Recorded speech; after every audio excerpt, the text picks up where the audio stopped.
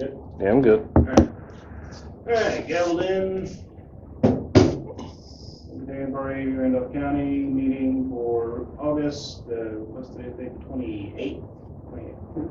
Alright, last meeting we talked a lot about doing, getting ducks squared away on social media sites and whatnot. We've got a Twitter account set up and a Google account. Google account, so I mean, we also have the YouTube account set up. The username to follow for those will be LPNC Randolph. It's all one thing, no spaces, anything like that. If you want the password and everything, I'll give it to you after the recording is turned off. Don't really have anything on there yet. They've just been set up. They're ready for us to use. Just haven't actually started pumping things out on them yet. Let's see. As for actual audio recordings, like we talked about last month with the podcast, whatever. The best thing I've found for us right now is a website called SoundCloud. I don't know if you've been on it or not. You can have up to 100 minutes of audio recording to it for free. So I'll set up an account for that, and then whatever audio recordings you guys come up with, the produce or whatever, just send it to me in email, and I'll put it up there. I'll edit it down, make it all sound roughly the same, mixing wise, master wise, whatever, and put it all up there. That'll be the starting point for us. That'll be.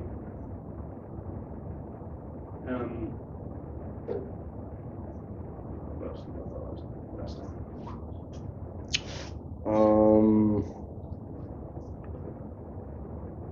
I know one thing it's been, I believe we might have touched on it last time too, is doing some sort of community service. If yeah, we did, but we haven't talked anymore about it. Okay. But I mean, with we're surprising enough getting into the end of the year, so the holidays will be coming up in a few months.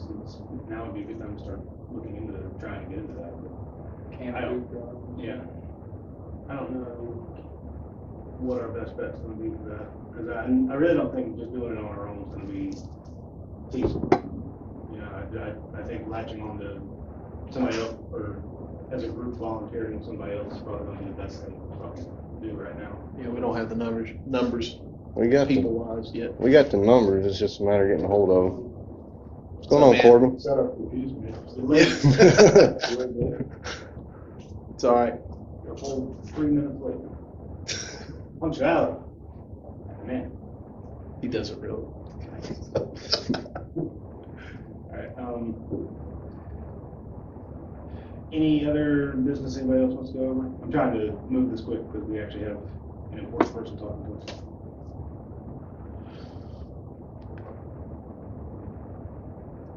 No? Alright. Okay, so moving right along. We have with us this evening author Robert Lindsey. He's been telling everybody his name is Bobby, so call him that. Author, I'm just going to read the back of the book. These are convenient. The book is called Rise Up. Rise Up is about you, the individual achieving your goals. Rise Up is about the individual being responsible for him or herself. The old saying, you can give a person a fish and feed him for a day, or you can teach a person to fish and feed him for a lifetime, is extremely relevant today. America wants to help others. We want to eradicate poverty and lift others up out of their suffering. There's a way to do that. There's a way to do so that is productive, but what we are doing now as a society is counterproductive. The individual has to want more for their life than those who want it for him or her. Rise Up offers solutions to our nation's chaos. Robert is a practicing family therapist who provides parallels between what works with families to solve problems and how it can be effective solving our current governmental mess. So, without further ado, Mr. Bobby, if you will come tell us about yourself. Sure. I'll pass it around. Yeah, if you'll take a look at it. No obligation to purchase or anything. I'm honored to be here. Jeremy found me online. Speaking of stuff to volunteer for, that I'll tell you a little bit about that too. Okay. In fact, I had probably more conversations with Jeremy than the president had with the defense secretary before the Benghazi attack. So I appreciate you pursuing me, following up with me all summer long and kind of coordinating this thing. Ain't no problem. Rise Up came to me last summer. I've been working on a parenting book. What I do in my profession is I'm a family therapist with Youth Unlimited. Is that yours? Honor system, I like it. And I'm still, the parenting book will be done in March of next year. But I got together with some friends of mine, and a lot of people in the social work profession, in my line of work, are pretty hardcore liberal the other way. To stereotype a little bit, there's obviously exceptions. And they were talking about taxes, and of course, it's been fun to banter back and forth with this particular administration and some of the things that are going on. And it got to, we were talking about taxes, and they were talking about how much should the government be allowed to tax. And I reframed it for them and said, well, it really comes down to how much of your money you're allowed to keep. And they didn't really have an answer to that, because once you frame it in that way, it obviously touches on liberty, it touches on rights, it touches on a variety of issues. So I'll tell you a little bit about the book for about 5 minutes or so, and then you guys can fire away and ask me questions, however you want to do it. I'm pretty laid back, so if I say something that's off key and you don't think you'll remember, then just interrupt me and we'll go from there. So I began to write this tax plan, and I wrote it as a commoner from Greensboro. Grew up in High Point, lived in Greensboro, worked with Youth Unlimited in Randolph County. Youth Unlimited, we run group homes, outpatient therapy, foster care. We have a maternity home for teen moms who are, pregnant and trying to either have their child or either adoption themselves. And, so I was writing this book from the framework of, how are you in today's system, the fair tax, the flat tax, whichever way you go, the no tax, is not really going to be something that's going to hit home with anybody in today's society. So you have to have a progressive tax, but the issue as a therapist is a lot of times, especially in therapy, in order to help somebody, they gotta want to help themselves. I can't do therapy. It's Ed? Corbin. We're not even close. All right. I can't do therapy with Corbin if Corbin's not invested in therapy. If Corbin doesn't want anything from me, except me show up every day, then I can't help Corbin.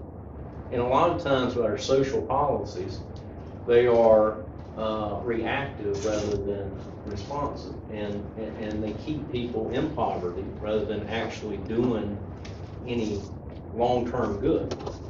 So we're spending trillions and trillions of dollars over the last 50 years with the world war on poverty to correct something that ultimately money can't fix. So I came up with this progressive tax plan, not necessarily my favorite one, but where everybody pays in, and you flatten out the tax rate and answer the questions directly that Governor Romney could not answer or would not answer in any of the debates. I did tell Jeremy up front that I don't consider myself a libertarian. He said I'm still welcome. So it's good to know that y'all regulate and stay true to the core. I am for the social programs, but not at the rate of spending that we're currently doing. I think the government can survive fine on $2.7 trillion. I think most of us can figure out a way to get that done very easily, if not less. I don't think we should be in any and every war out there. I certainly am against the Syrian strike that's going on. I think it's a image issue for the president, who is my president. Even though I didn't vote for him, I respect his position, but 3 days, 5 days of missile strikes is just mainly flexing your muscles to no avail, and really an insult to our military, who is you know, not unleashed in the way they can actually do any good for a militaristic attack. As far as Medicare, Medicaid, all those things, I go into that a lot about reform or elimination of. Again, not a popular thing that gets a lot of push in today's society. And the big thing I go into towards the end of the book is, you know, the Republican messaging. You know, everybody talks about the Republican Party is divided. You've got these infiltrators, if you will. Some of them anyway, don't like four, possibly meet that criteria.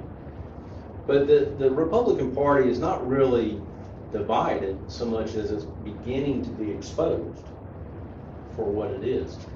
And I really hope, I pray that they continue to really hammer into the Constitution and really look at the Constitution for what it says rather than what everybody thinks it means.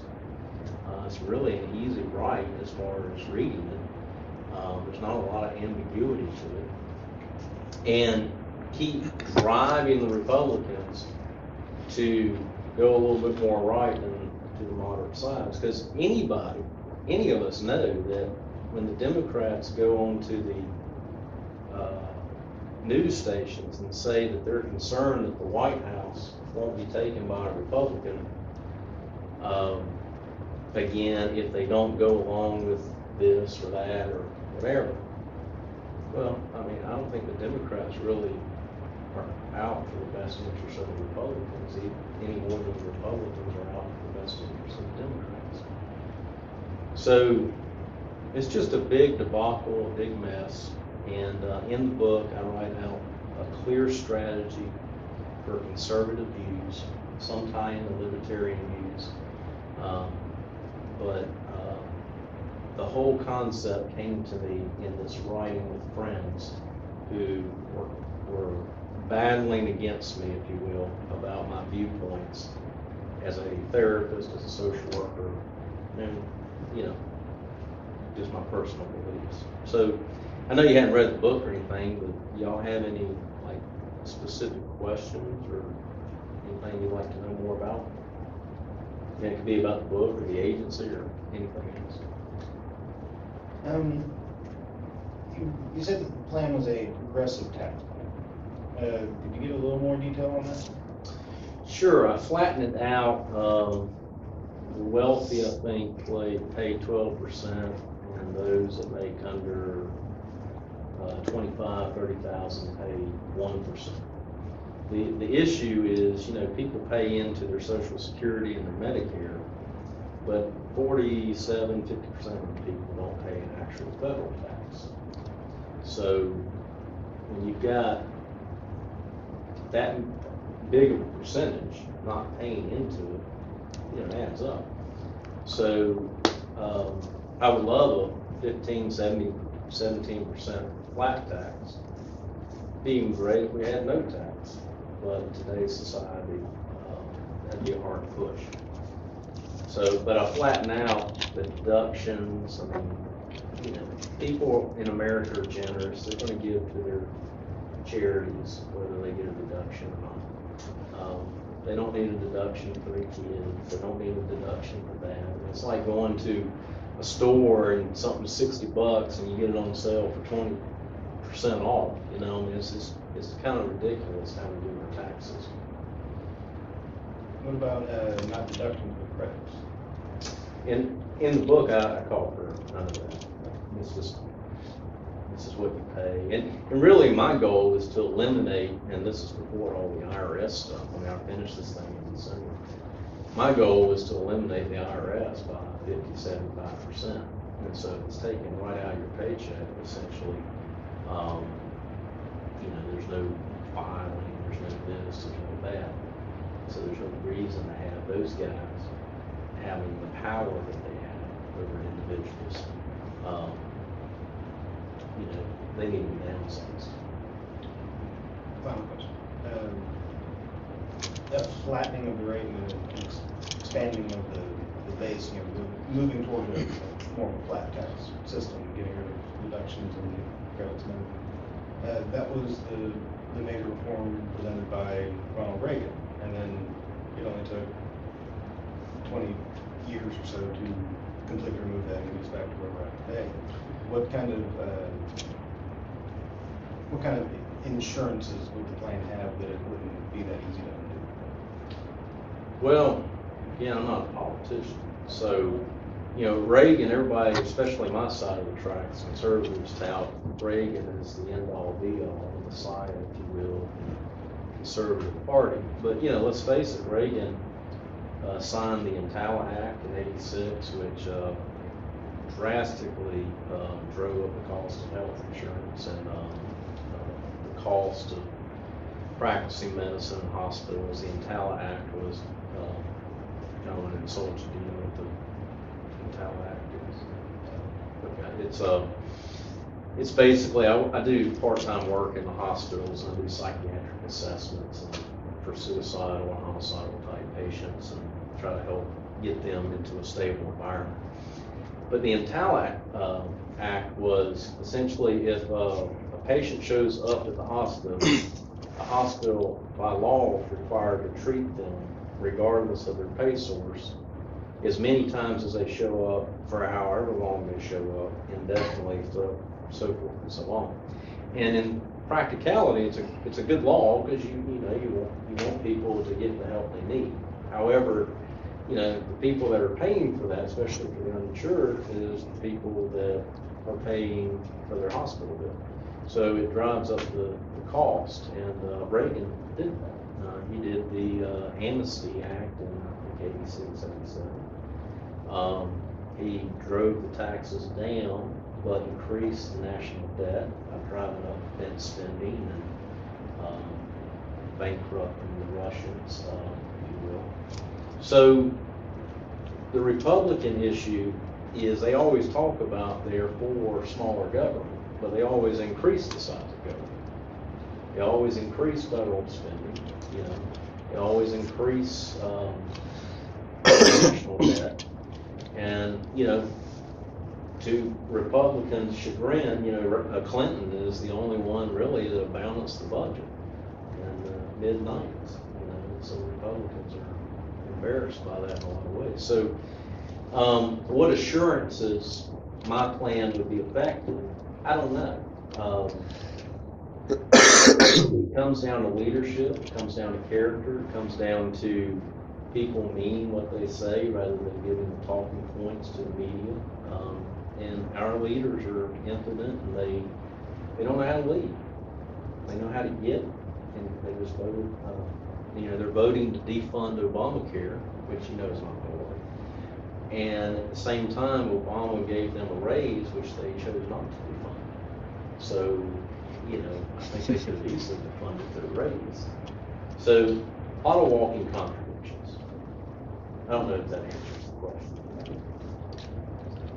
Skill size. I'm gonna throw one at you. Of course, I mean, you know, the Internal Revenue Service is obviously a target to get rid of. But other than the IRS, what is two other federal agencies that you would, if you had the power overnight to wave your hand, what is two federal agencies right after that you would totally defund and shut down? Should I pull a Governor Perry and only remember one? Let's go with two. The Department of Education Okay. would be the number one thing I would do away with. As somebody that works in the school settings, works with at-risk kids, you know, I'm not some elitist that thinks I'm better than the poor, this, that, and the other. And I've done this for 23 years. But there's no reason to federalize education. You know, local and state governments are what needs to drive education. And I think competition makes people better. I think the Olympics would lose its appeal if they announced that they were going to give no more gold medals. I don't think you'd have the caliber of athletes show up at the Olympics, and probably the viewership would be down, you know, if everybody got a gold star. So competition's healthy, it's a good thing. So we got 50 states, and they need to compete against each other. And if you're a good state, you want people to move to your state, you want businesses to come to your state, you want your kids that are in your state to have the best education they can, and you want them to remain in your state and grow your state. So local and state oversight is all that's needed. The EPA needs to be reduced. I don't know about eliminated. I'm for regulations, and I'm for accountability, because I think discipline and structure promote freedom. I think if you don't have that even in your own life, there's a sense of chaos or disorganization that happens. But it needs to be greatly reduced in its authority, greatly reduced in its ability to control business growth, to make common sense decisions. We all, I guess, want to take care of the environment in the sense that it's a responsible thing to do. But there are a lot of regulations that are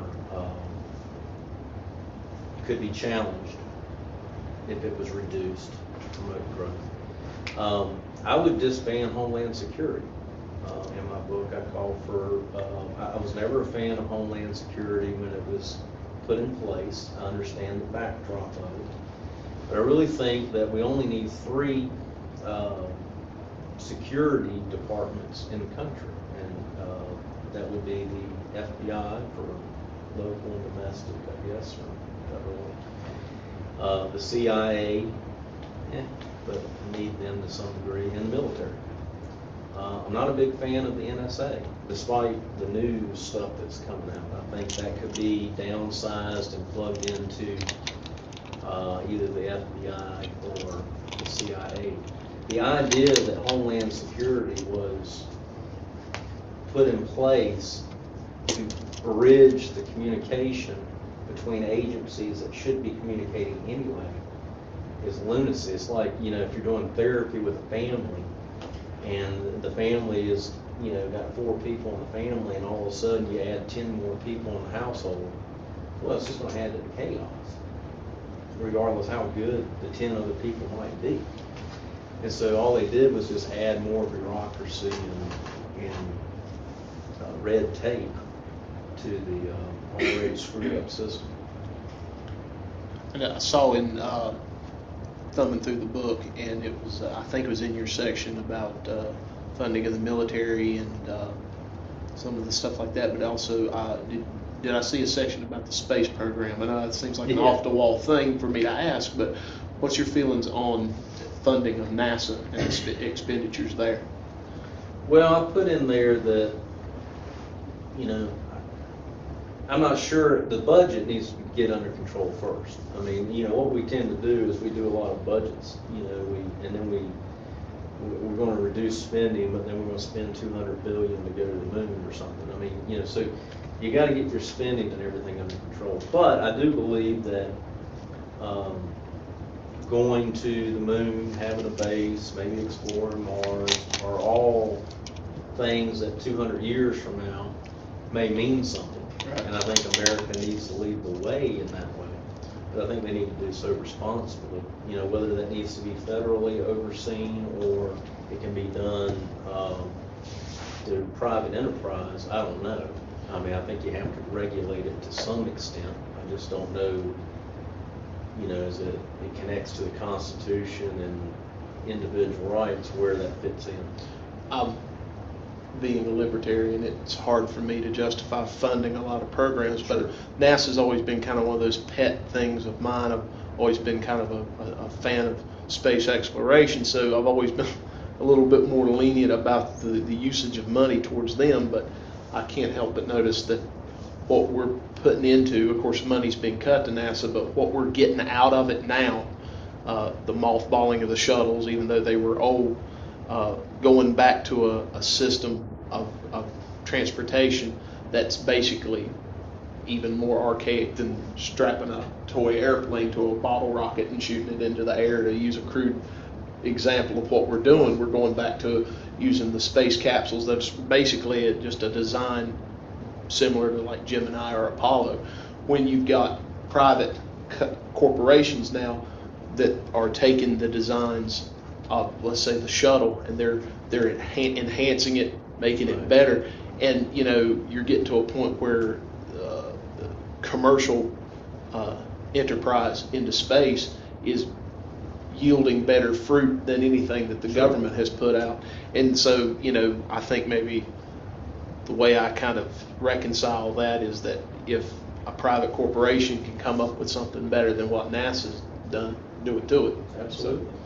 I'm all about the free market, I don't, like with health insurance, I don't understand why we can't go across state lines. And, if I like a policy that works best for me and my family out of Seattle, why I can't choose that policy? I mean, that drives costs down. So, I mean, competition is good. Private industry is great. If they can do it better, more efficiently, then have at it. The goal, the administration, whether it's Bush or whoever it is, Obama, the appearance is we're more worried about the rest of the world than we are on ourselves, and I want to do good things for the rest of the world, and I hate the fact that people in Syria are getting slaughtered, but we got problems in our own backyard, and people need jobs, they need work, and the amount of taxation and the oversight and the red tape of just trying to start a business, let alone risk the capital to do it. People are holding on to their money, the ones that got it. And so, and you're seeing that reflected in the job growth rate. The Republicans that have a great shot in North Carolina and will probably screw it up. They got the House, they got the Senate, they got the governor mansion, and they're going to focus on these social things and go after that. They're going to get voted out of the office rather than driving down the tax rate. They should flatten that out to 0%. Maybe have a sales tax or a flat tax if they want to do something at all, and try to attract businesses to come in. But they're not going to do that. So it's going to be a real shame for North Carolina. If you could fix, you only get to pick one. If you could fix one or the other, which would you rather see fix? National government or state government? State government. Just because I think I'd have a better chance of fixing it. So yeah, I mean, I would focus on local and state for sure. Smaller mess to clean up. Smaller mess. I care about North Carolina. I'm homegrown, so I would love to do that. Washington is such a mess because there's so much money and so much corruption going on. I mean, there's still corruption in Raleigh, but it's not as vast. It's not as worldwide, if you will. That's probably. Or maybe it's not as publicized. He seems to be hiring a lot of folks that donated to his campaign, so I'm not up on that right now, but I'm hopeful that maybe we'll get going in the right direction. You were just talking about Syria. Brings up the topic of foreign aid, because that's got to come from tax dollars too. Any countries, I know you'll have some, any countries that you would absolutely cut foreign aid to, and any country you would not cut foreign aid to? Well, if I was in charge, if you were in charge, you got all the executive orders you want to do, even though I'm against that. If you can just magically make stuff go away, what would you do? Well, and the arguments of cutting versus keeping, right, and all that. So, that aside, keeping it short and sweet, 35 minutes or less, I would cut aid until we got our own house in order. Right. The idea that we're even contemplating sending money to Egypt with everything going on in Egypt, just speaks to our own demise, if you will. I mean, there's arguments for and against, and both make sense. But I live in, I've got a family, I got 2 kids, we can't really spend money we don't have. And what the government needs to remember is they don't have any money. It's our money. you know, we own this country, but it's our money that they're spending. They themselves don't produce anything. The only thing they produce is the money we allow them to have. And it seems like the tide has switched from us allowing them to have money to them feeling like it's their right to take money, and we're only allowed to keep a certain amount. And that's where I think liberty is under attack. And I think that's where, as a nation, we've lost the art of, as people, you know, of learning the art of persevering through stuff and learning, you know, that we can't have it all right now, whether we're 20 or 30 or 40. We've got to work for what we get. And other countries need to learn the same. You know, as far as Syria goes, I mean, you know, the idea that, you know, you got Al Qaeda on one side and you got the President Assad on the other side, I say, you know, no offense to the Syrian people who are caught in the middle, but that's a no-win situation for us all the way around. Yeah, there's really no good guy. There's no bad guy. I mean, you know, and who's to say, you know, the president's intel is saying that Syrian released the gas on the people. Well, Bush had the same intel on the WMDs, didn't he? And whether that was trumped up or whether he actually was provided that intel and it was false, who knows? But you know, who's to say that the Al Qaeda rebels released the gas? I mean, you know, we know that terrorists aren't necessarily the most ethical, at least from our perspective. Maybe they are from their perspective, but they have a different code of living than we do. Kind of a means to an end. Well, I mean, it'd be great to draw us in. Then if they draw us in, perhaps that excites Iran and that irritates Russia.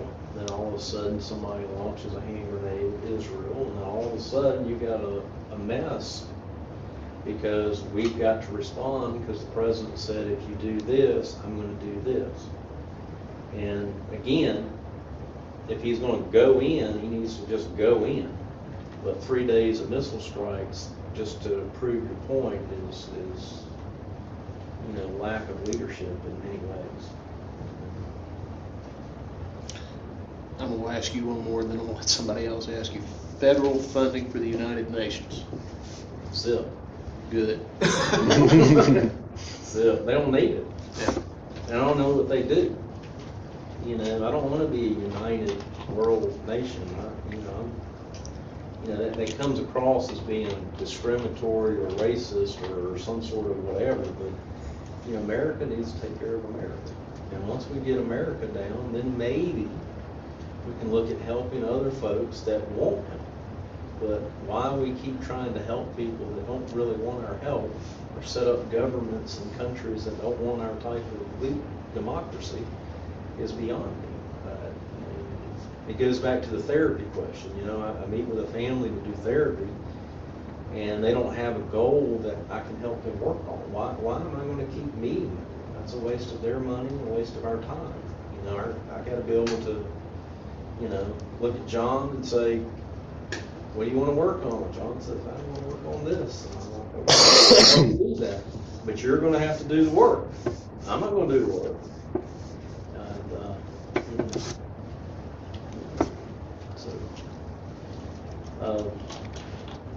any other questions? I ran way much longer, but I like the questions. Great. No, we can usually go into about 8. Okay. But I'll stop asking questions like you're a politician. Well, no, you can't. I don't know. Your book says, what I read on the back, it said that they were ideas from the family that can be applied to fix problems in government. General paraphrase.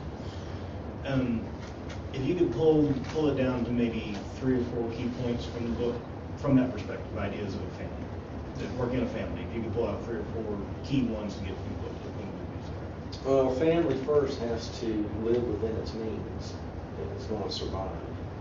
And America has to learn to live within its means rather than printing money and just doing whatever the hell they want to do. So that's one. We train our kids, when you have a child, you train your child from birth ultimately not need you anymore. You ultimately want to have a friendship with them as they become an adult, but you increase their accountability, you increase, discipline, not discipline, or beat downs or that type of stuff, but structuring, teaching them how to structure their day, structure what they want, set goals, attain them, etc. And you increase that amount of responsibility over time as they age so that ultimately they can do what? Do it themselves. Be independent. So that's my take on the social programming system. It's not that I'm against helping folks that need help, but there need to be time limits associated with that so that if you're on welfare, if you're on food stamps, if you're on that, you only got 12, 18 months to kind of get a kickstart and get going. I mean, we all fall in hard times, and some people may turn to government, some people turn to the church, some people turn to friends, what have you. But ultimately, at some point in a family, after somebody has repeatedly, over and over and over, abused and used the family system, somebody's going to say, you're done, you cut off, you own your own, you need to learn how to do this yourself. So that's another example. And then the third example would be as far as parenting. There's a reason why it takes two parents to raise a kid. Now, my hat is off. I've worked with single moms, single dads for 23 years. I have the utmost respect. And I don't know how they do it.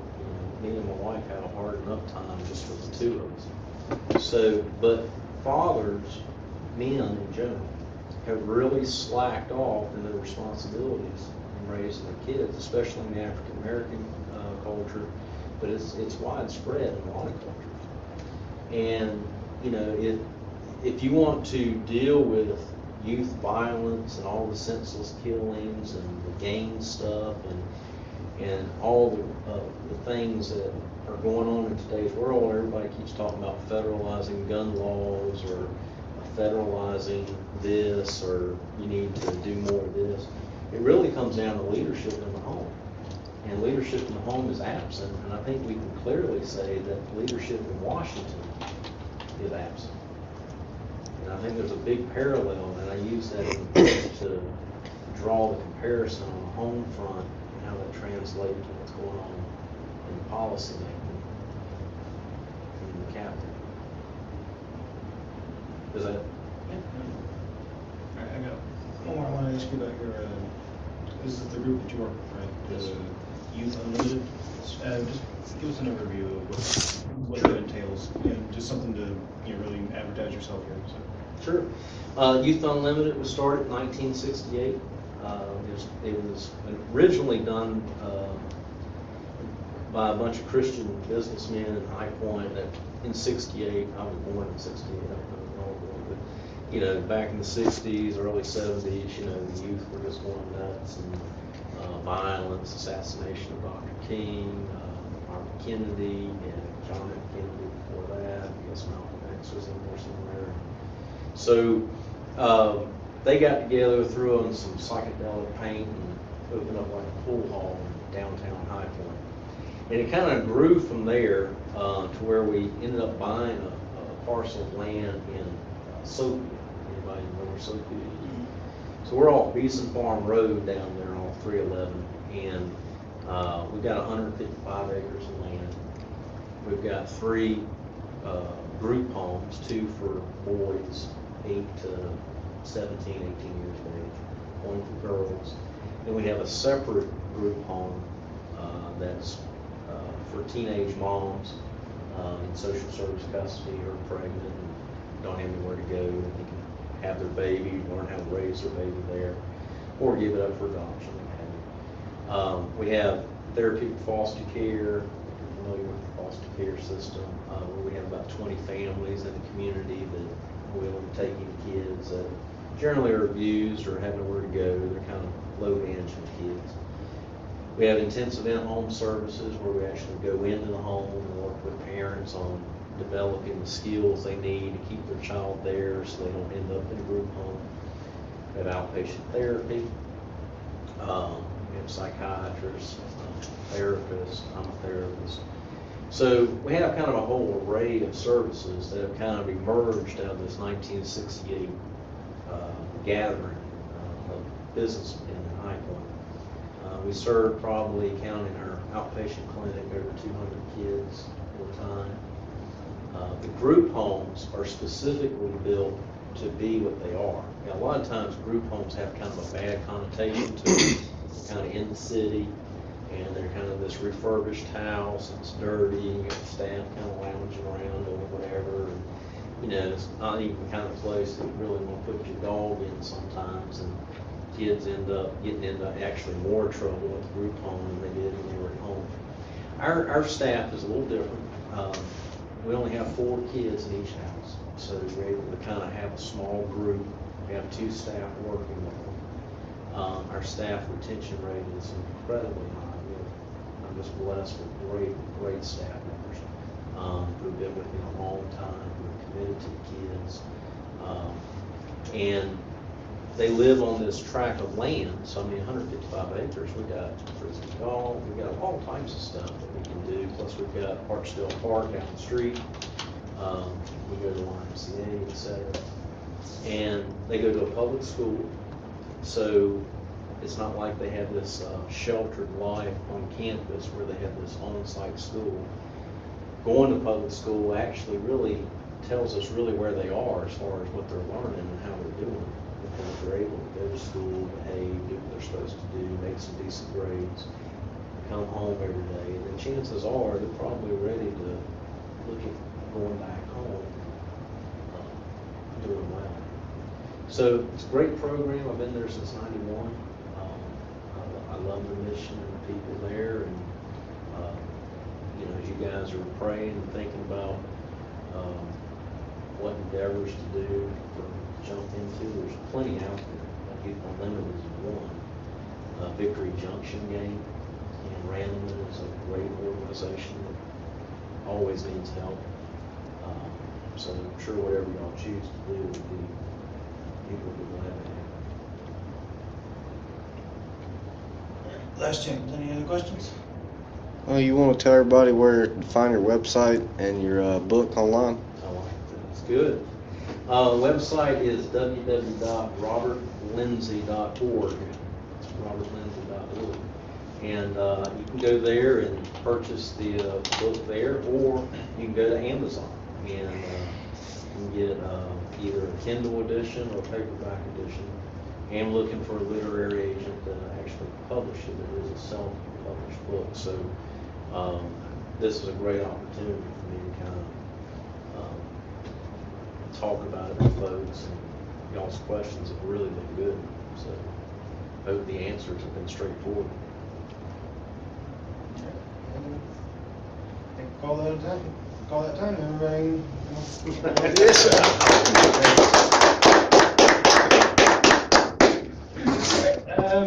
If you guys don't have anything else you want to go over for the rest of the night, I think we can call it an early evening. How about y'all? I had something. Business cards. Oh, yeah. Next. Yeah, we gotta get that bank account going. I do. I know. Believe me. Every chance I thought I've had to get down there and get it done, something's happened. So I've been slammed. I couldn't tell you how much I've done in the last 4 weeks. see, I've got to get the stuff with the IRS squared away before we can actually do anything with the bank account, because I've got to give all that stuff to them to open it. So That'll take 100 Okay. years. yeah. We'll get it in place, and then After our 2-year waiting period. You'll be fully good to go. Well, the whole $20 we've got so far is safe in my safe. So We're under the mattress. or yeah, if God forbid anything happened to me, anybody wants to get the money, contact my wife. She knows it's there. So it's the only money that I have that she doesn't have. You know, So. I'm just going to make this as a statement for the party. If something happens to you, she can keep the $20. Okay. That's our gift to her. Yeah, don't worry about sending flowers, just keep the cash. That Jackson's all you. That's right. All right, guys, well, let's call it a night, and we'll be back, what? Whatever the last Wednesday is in September. September. I don't know. It's posted on the website. Who's tab in there? The 25th of October, or September. September is the next month. 25th of September. If anybody wants to buy a book, they're, we got them here for $10. Online, I think they're like $14.95. Okay.